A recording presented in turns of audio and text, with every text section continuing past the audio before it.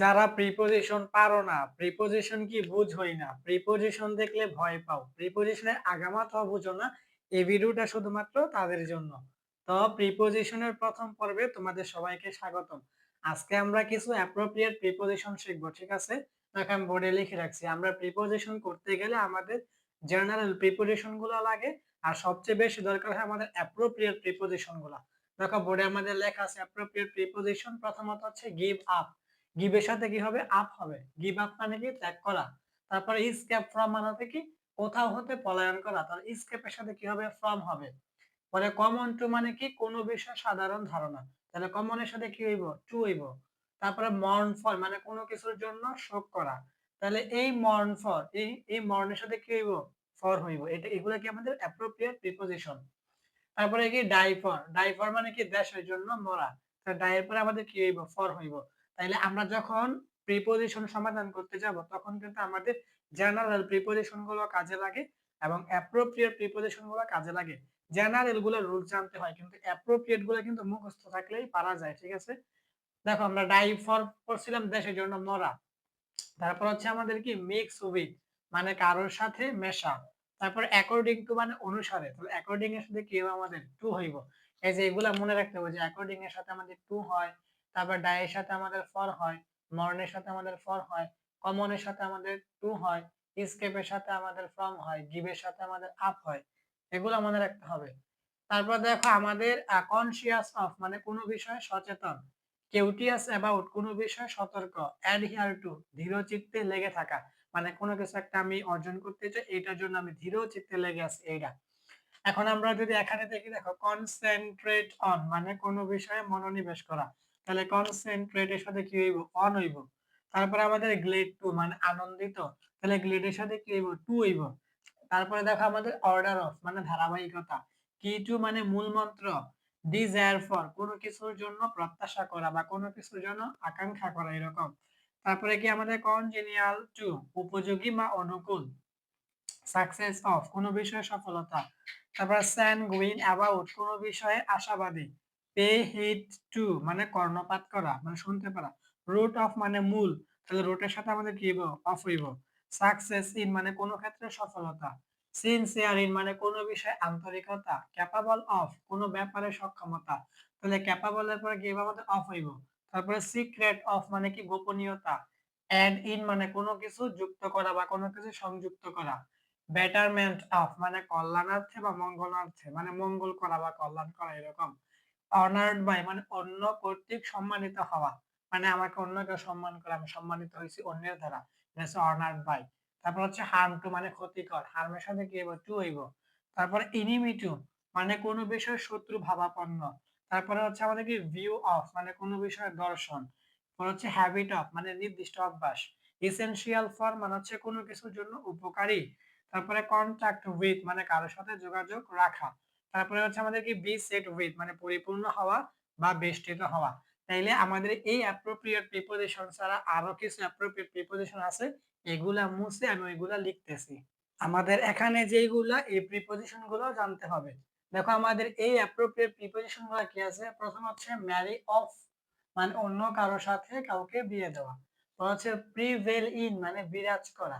তাহলে এই প্রিভেল এর পরে কি হবে? আমাদের ইন হবে। এটার মানে কি? বিরাজ করা। তারপরে কি ভিকটিম টু মানে শিকারে পরিণত হওয়া। তাহলে ভিকটিম এর পরে কি হইব? টু হইব। এগুলা কিন্তু মনে রাখতে হবে, এগুলো হচ্ছে অ্যাপ্রোপ্রিয়েট প্রিপোজিশন। আর এগুলো এ টু জেড মুখস্থ করে ফেলতে হইব। তারপরে ফাইট এগেইনস্ট কোনো কিছুর বিরুদ্ধে সংগ্রাম করা। তারপর হচ্ছে অ্যাবজর্বেট ইন মানে নিমগ্ন থাকা। তাহলে অ্যাবজর্বেট এর পরে কি হবে? আমাদের ইন হইব, ঠিক আছে? তারপর হচ্ছে আমাদের দেখো ক্লাইং টু মানে আঁকড়ে ধরা। তারপর হচ্ছে অ্যাকাউন্টেবল টু মানে দায়বদ্ধ। তাহলে অ্যাকাউন্টেবল এর পরে কি হবে? আমাদের টু হইব। তারপর দেখো আমাদের অ্যাংরি উইথ মানে কারো উপরে রাগান্বিত হওয়া। ফিল উইথ মানে পূর্ণ থাকা বা পরিপূর্ণ থাকা, এরকম। তারপর ট্রু টু মানে কোনো কথায় সৎ থাকা। তারপর হচ্ছে তোমার ডিভিয়েট ফ্রম মানে বিচ্যুত হওয়া বা আলাদা হওয়া। তাহলে ডিভিয়েট এর পর তুমি কি লিখবা? ফ্রম লিখবা। তারপর হচ্ছে আমাদের কনসিস্ট ইন মানে নিহিত থাকা। তাহলে কনসিস্ট এর পরে কি ইন হইব। তাহলে এই অ্যাপ্রোপ্রিয়েট প্রিপোজিশন গুলো কিন্তু এ টু জেড মুখস্থ করতে হইব, বুঝছো? পরে অ্যালো ফ্রম মানে দূরে থাকা। তারপর দেখো এখানে আননোন টু মানে কোনো বিষয় অজ্ঞ বা অজানা কোনো কিছু। আর known to মানে কোনো বিষয়ে জ্ঞাত বা পরিচিত কোনো কিছু। অর্থাৎ আমি যদি কোনো কিছু জানি বা কোনো কিছুর সাথে আমি পরিচিত থাকি তাহলে হবে known to। আর যদি আমি কোনো কিছু না জানি, অপরিচিত হই তাহলে হবে unknown to। কিন্তু unknown এর পর to হইব, known এর পর আমাদের to হইব, এটা বুঝতে হইব। পরে হচ্ছে emphasis on মানে কোনো বিষয়ে জোর প্রয়োগ করা। emphasis এর পরে সবসময় on হইব। তারপর হচ্ছে aware of মানে সচেতন। aware এর পরে কি অফ হইব। তারপরে এখানে দেখো held on R held in, এই যে এখানে একটা পার্থক্য আছে দেখো। held এর পরে on আর held এর পরে in, এটা তুমি বুঝতে পারবা দেখো। held on মানে কি কোনো তারিখে কোনো কিছু অনুষ্ঠিত হওয়া, আর held in কি কোনো স্থানে কোনো কিছু অনুষ্ঠিত হওয়া। অর্থাৎ তুমি প্যাসেজটা পড়লা, পড়িয়া তুমি যদি দেখো কোনো একটা অনুষ্ঠান, ওইখানে অর্থ প্রকাশ করতেছে যে কোনো একটা তারিখ অনুষ্ঠিত হইব, বলতেছে যে এই তারিখে বা ওই তারিখে অনুষ্ঠিত হইব, তাহলে কোনো তারিখে যদি অনুষ্ঠিত হয় তাহলে তুমি হেড এর পরে অন দিবা। আর যদি তারিখ না দিয়ে বলে কোনো একটা জায়গার মধ্যে মানে এই অনুষ্ঠানটা মানে অনুষ্ঠিত হইব কোনো একটা জায়গার ক্ষেত্রে, তাহলে তুমি হেল্ড এর পরে ইন দিবা। ঠিক আছে? অর্থাৎ তারিখ হইলে হেল্ড এর পরে অন হইব, আর কোনো একটা জায়গা হইলে হেল্ড এর পরে ইন হইব। তারপর হচ্ছে রিমেইন ইন মানে থাকা, অ্যাফ্রেড অফ মানে ভিতর, অ্যাফ্রেড এর পর আমাদের অফ। তারপর হচ্ছে আমাদের শাই অফ মানে সামান্য পিছিয়ে থাকা। তারপর হচ্ছে আমাদের ইগনোরেন্ট অফ মানে কোনো বিষয়ে অজ্ঞতা। তারপর হচ্ছে আমাদের রিলিফ ফ্রম মানে কোনো কিছু থেকে মুক্তি। এই রিলিফের পরে কি হবে আমাদের ফ্রম হইব। তারপর দেখো আমাদের গেট রিড অফ মানে মুক্ত থাকা বা মুক্ত হওয়া, এটা কিন্তু একটা গুরুত্বপূর্ণ অ্যাপ্রোপ্রিয়েট প্রিপোজিশন। গেট রিড পরে কি আমাদের অফ হইব। তারপর দেখো আমাদের কনফাইন টু মানে কোনো নির্দিষ্ট স্থানে সীমাবদ্ধ থাকা। তারপর হচ্ছে আমাদের আমাদের হচ্ছে কি ডেট্রিমেন্টাল টু মানে ক্ষতিকর। এই ডেট্রিমেন্টাল এর পরে কি হবে আমাদের টু হইব মানে ক্ষতিকর। তারপর হচ্ছে আমাদের রেমিডি ফর মানে প্রতিষেধক। এই রেমিডির পরে আমাদের কি হবে ফর হইব, এটা হচ্ছে আমাদের কি প্রতিষেধক। তারপর হচ্ছে আমাদের স্টিক টু মানে কি লেগে থাকা। তারপর হচ্ছে আমাদের ইনজুরিয়াস টু মানে ক্ষতিকর। এই ইনজুরিয়াস এর পরে কিন্তু আমাদের টু হইব। তারপর হচ্ছে আমাদের ফ্রি ফ্রম মানে কোনো কিছু থেকে মুক্তি হওয়া বা মুক্তি পাওয়া এরকম। তাহলে ফ্রির পরে আমাদের কি হইব ফ্রম হইব। তারপর হচ্ছে আমাদের ফেইথ ইন মানে কোনো কিছু কোনো বিষয়ে বিশ্বাস, ফেইথের পর ইন হইব। তারপর হচ্ছে আমাদের বিলিভ ইন মানে কোনো বিষয়ে বিশ্বাস করা, বিলিভ এর পরে কি হবে আমাদের ইন হইব। এগুলা কিন্তু অনেক গুরুত্বপূর্ণ অ্যাপ্রোপ্রিয়েট প্রিপোজিশন, এগুলো মুখস্থ করতে হইব। পরে হচ্ছে আমাদের অ্যাডিক্টেড টু মানে খারাপ কাজে আসক্তি, এটাও গুরুত্বপূর্ণ, অ্যাডিক্টেড এর পরে আমাদের টু হইব। তারপর হচ্ছে আমাদের ডেভোটেড টু মানে ভালো কাজে আসক্তি, এটা হচ্ছে আমাদের এই জায়গায় টু হইব। ঠিক আছে? ভালো কাজের ক্ষেত্রে আসক্তি হচ্ছে ডেভোটেড টু, আর খারাপ কাজে আসক্তি হচ্ছে এডিক্টেড টু। তারপর হচ্ছে আমাদের হার্মফুল টু মানে ক্ষতিকর, এই যে হার্মফুল এর পরে টু হইব। তারপর হচ্ছে আমাদের কি থিঙ্ক অফ মানে কোনো বিষয়ে ভাবা বা কোনো বিষয়ে চিন্তা করা, এই থিঙ্ক এর পরে কি হবে আমাদের অফ হইব, থিঙ্ক এর পরে কি অফ হইব। তাহলে এই অ্যাপ্রোপ্রিয়েট প্রিপোজিশন আরো কিছু আছে অ্যাপ্রোপ্রিয়েট প্রিপোজিশন, এগুলা মুছে আর ওইগুলা লিখতেছি। এগুলা হচ্ছে আমাদের জেনারেল প্রিপোজিশন। এই জেনারেল প্রিপোজিশন গুলো আমাদের বেশিরভাগ ক্ষেত্রে কি হয় রুলস এর উপর ভিত্তি করে সমাধান করতে হয়। তো দেখি আমাদের জেনারেল প্রিপোজিশন গুলো কি আছে। প্রথমত হচ্ছে আমাদের টু, এই টু অর্থ হচ্ছে প্রতি বা দিকে, আর এটা নির্দিষ্ট করে বোঝাবে মানে কোন দিকে, বা প্রতি অর্থ কোন দিকে এটা নির্দিষ্ট করে বলবে। যেমন এইটার বিপরীত হচ্ছে আমাদের দেখো এই যে এটা টু ওয়ার্ড, এই টু ওয়ার্ড অর্থ দিকে, কিন্তু এটা অনির্দিষ্ট করে বোঝাবে। ঠিক আছে? পরে অফ মানে এট মানে প্রতি, এটা নির্দেশক। উইথ মানে সাথে, ফর মানে জন্য, ইনটু মানে মধ্যে, এটা আবার গতিতে বোঝাবে মানে চলন্ত এরকম। অ্যাবাউট মানে প্রায় বা সম্পর্কে, অ্যাজ মানে যেমন বা হিসাবে, এটা সেন্টেন্স বোঝে। অ্যাজ অর্থ যেমন হতে পারে, হিসেবেও হতে পারে। তারপরে বিটুইন মানে হচ্ছে আমাদের দুইয়ের মধ্যে বোঝাতে। দেখো এই বিটুইন এর একটা আহ মিল আছে আমাদের এই অ্যামং এর মধ্যে, এটা একটা পার্থক্য আছে দেখো। এই বিটুইন মানে হচ্ছে আমাদের দুইয়ের মধ্যে বোঝাতে, আর অ্যামং মানে হচ্ছে আমাদের সবার মধ্যে বোঝাতে। যখন আমরা কথা বলি অন্য মানুষদেরকে নিয়ে, তখন যদি আমরা দুইজন ব্যক্তি নিয়ে তুলনা করি, দুইজনকে নিয়ে কথা বলি, তখন আমাদের ওই জায়গায় বিটুইন লিখতে হয়।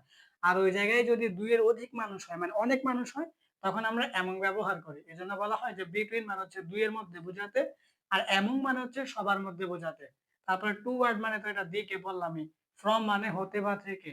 পরে আমাদের বিফোর মানে পূর্বে বা আগে। তারপর হচ্ছে আমাদের আফটার মানে হচ্ছে পরে বা পরবর্তী সময় বা পরবর্তী।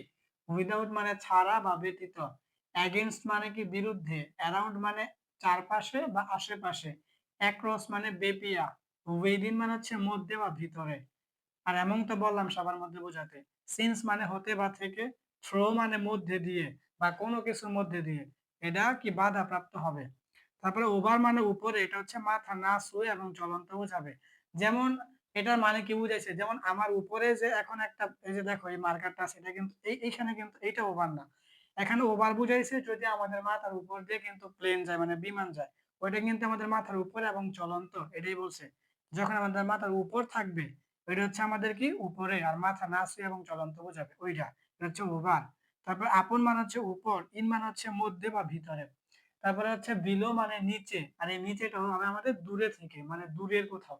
আমাদের নিচে কোনো কিছু আছে দূরে, এটা হচ্ছে বিলো। তারপরে বাই হচ্ছে পাশে বা দ্বারা। আন্ডার মানে নিচে বা অধীনে।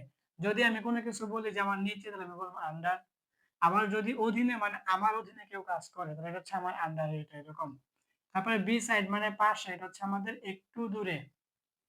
তারপর হচ্ছে আমাদের অন মানে উপর মাথা ছুঁয়ে। দেখো এই অন মানে উপর, তারপরে আমাদের ছিল ওভার মানে উপর। কিন্তু এখানে পার্থক্যটা কোথায়?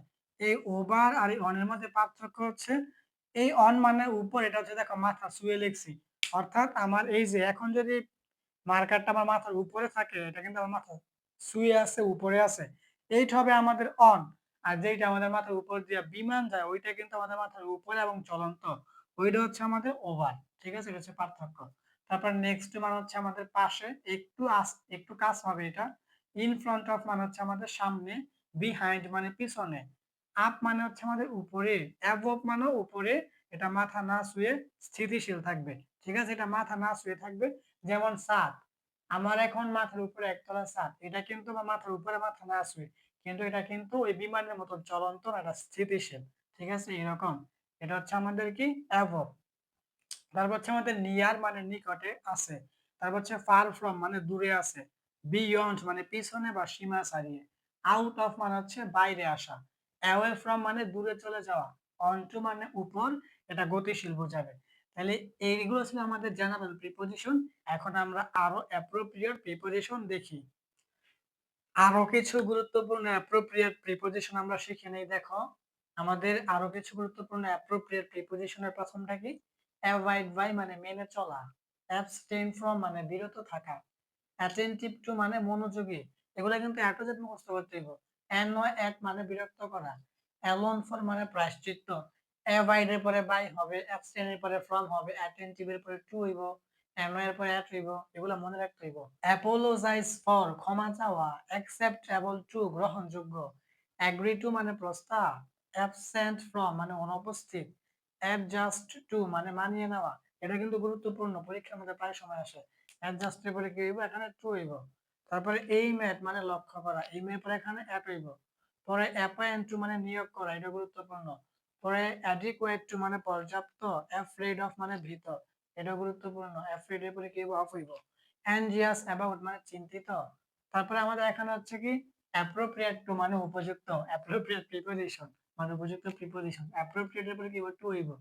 তারপর হচ্ছে আমাদের কি থার্স্ট ফর মানে অধীর আগ্রহ বা অধীর পিপাসা। তারপর হচ্ছে আমাদের টেক পার্ট ইন মানে অংশগ্রহণ করা। তাহলে টেক পার্টের পরে কি হয়? আমাদের ইন হয়। তারপর হচ্ছে আমাদের কি ট্রিট অ্যাজ মানে আচরণ করা। ট্রাস্ট ইন মানে বিশ্বাস করা।